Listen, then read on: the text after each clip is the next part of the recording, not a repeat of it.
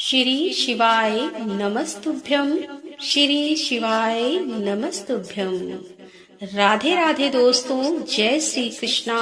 आप सभी भक्तजनों पर भोलेनाथ की कृपा बनी रहे। दोस्तों, सोमवार के व्रत को लेकर मानता है कि इस व्रत को करने से भगवान शिव अपने भक्तों की मुराद जल्दी पूरी करते हैं। सोमवार का दिन भगवान शिव को समर्पित है, इसीलिए इस दिन भगवान शिव की पूजा और व्रत करने का महत्व और ज्यादा बढ़ जाता है।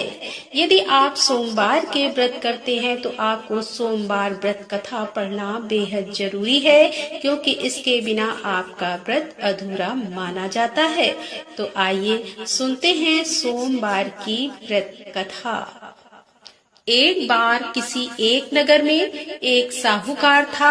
उसके घर में धन की कोई कमी नहीं थी, लेकिन कोई संतान न होने के कारण वह बहुत दुखी था। संतान प्राप्ति के लिए वह हर सोमवार को व्रत रखता था और पूरी श्रद्धा के साथ शिव मंदिर जाकर भगवान शिव और माता पार्वती की पूजा करता था। उसकी भक्ति देखकर एक दिन माँ पार्वती प्रसन्न होकर भगवान शिव से साहूकार की मनोकामना पूर्ण करने का निवेदन किया। पार्वती जी के आग्रह पर भगवान शिव ने कहा कि हे पार्वती, इस संसार में हर प्राणी को उसके कर्मों का फल मिलता है और जिसके भाग्य में जो हो उसे भोगना ही पड़ता है।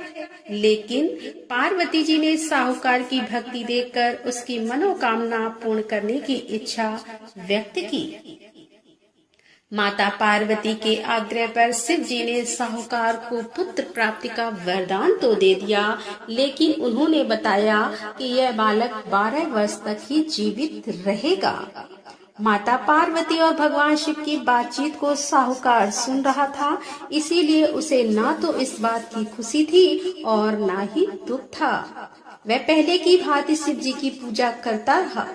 कुछ समय के बाद साहूकार की पत्नी ने एक पुत्र को जन्म दिया। जब वह बालक 11 वर्ष का हुआ तो उसे पढ़ने के लिए काशी भेज दिया गया। साहूकार ने पुत्र के मामा को बुलाकर उसे बहुत सारा धन देते हुए कहा कि तुम इस बालक को काशी विद्या प्राप्ति के लिए ले जाओ। तुम लोग रास्ते में यज्ञ कराते जाना और ब्राह्मणों को भोजन दक्षिणा देते हुए जाना। दोनों मामा भांजे इसी तरह यज्ञ कराते और ब्राह्मणों को दान दक्षिणा देते काशी नगरी निकल पड़ी। इस दौरान रात में एक नगर पड़ा, जहां नगर के राजा की कन्या का विवाह था। लेकिन जिस राजकुमार से उसका विवाह होने वाला था वह एक आंख से काना था। राजकुमार के पिता ने अपने पुत्र के काना होने की बात को छुपाने के लिए सोचा, क्योंकि ना उसने साहूकार के पुत्र को दूल्हा बनाकर राजकुमारी से विवाह करा दूं, विवाह के बाद इसको धन देकर विदा कर दूंगा और राजकुमारी को अपने नगर ले जाऊंगा।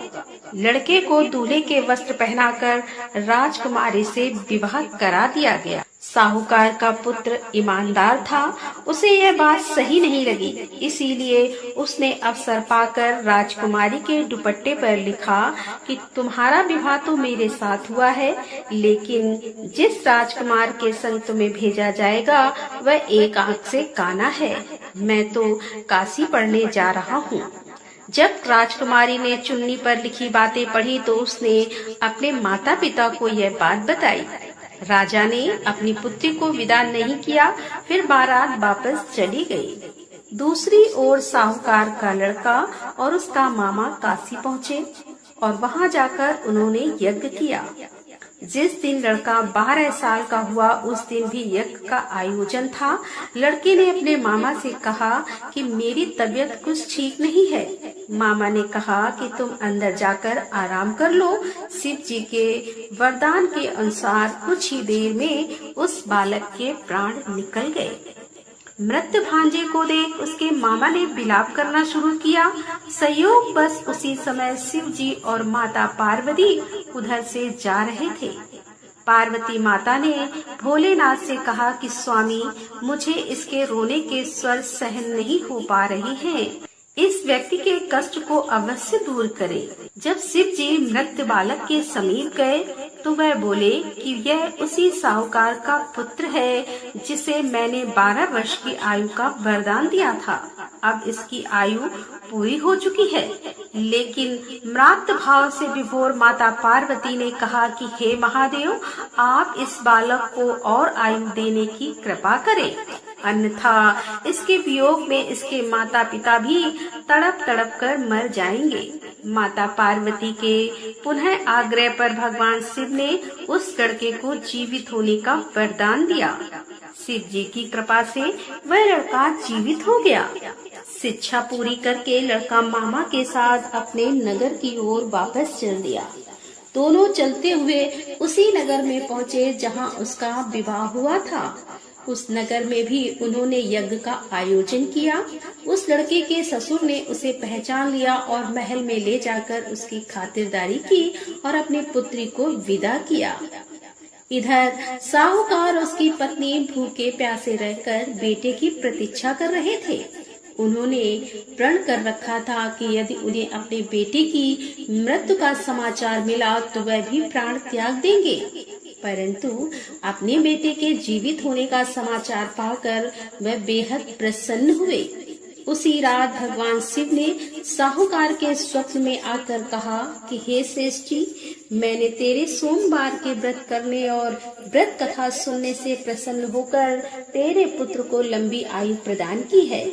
इसी प्रकार जो कोई सोमवार व्रत करता है या कथा सुनता है और पढ़ता है, उसके सभी दुख दूर होते हैं और सभी मनोकामनाएं पूरी होती हैं। तो बोलो शंकर भगवान की जय, बोलो माता पार्वती की जय। तो दोस्तों, कैसी लगी आज की ये कथा? यदि कथा पसंद आई हो तो वीडियो को लाइक करें, दोस्तों के साथ शेयर करें और हमारे चैनल पर पहली बार आ रहे हैं और अभी तक आपने हमारे चैनल को सब्सक्राइब नहीं किया है तो कृपया हमारे चैनल को सब्सक्राइब कर लें।